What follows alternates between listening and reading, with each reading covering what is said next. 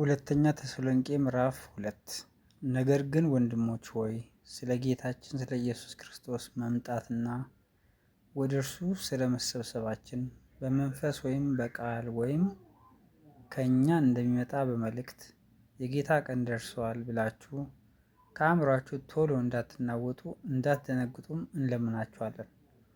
ማንም በማናቸውም መንገድ አያስታችሁ። ክህደቱ አስቀድሞ ሳይመጣና የአመፅ ሰው እርሱም የጥፋት ልጅ ሳይገለጥ አይደርስምና።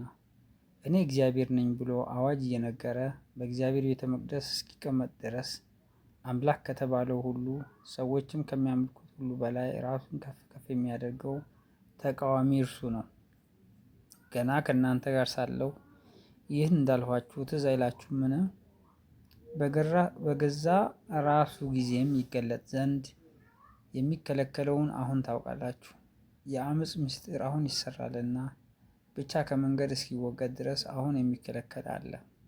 በዚያም ጊዜ ጌታ ኢየሱስ በአፉ መንፈስ የሚያጠፋው ሲመጣም በመገለጡ የሚሽረው አመፀኛ ይገለጣል። ይድኑ ዘንድ የእውነትን ፍቅር ስላልተቀበሉ ለሚጠፉ የእርሱ መምጣት በተአምራት ሁሉና በምልክት በሐሰተኞች ድንቆችም በአመፅም መታለል ሁሉ እንደ ሰይጣን አሰራር ነው። ስለዚህም ምክንያት በእውነት ያላመኑ ነገር ግን በአመፅ ደስ ይላቸው የነበሩ ሁሉ ፍርድን እንዲቀበሉ ሐሰትን ያምኑ ዘንድ እግዚአብሔር የስህተትን አሰራር ይልክባቸዋል።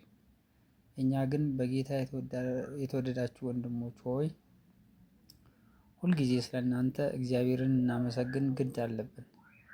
እግዚአብሔር በመንፈስ መቀደስ እውነትንም በማመን ለመዳን እንደ በኩራት መርጧችኋልና። ለዚህም የጌታችንን የኢየሱስ ክርስቶስን ክብር ለማግኘት በወንጌላችን ጠራችሁ። እንግዲያስ ወንድሞች ሆይ ጸንታችሁ ቁሙ። በቃላችንም ቢሆን ወይም በመልእክታችን የተማራችሁትን ወግ ያዙ።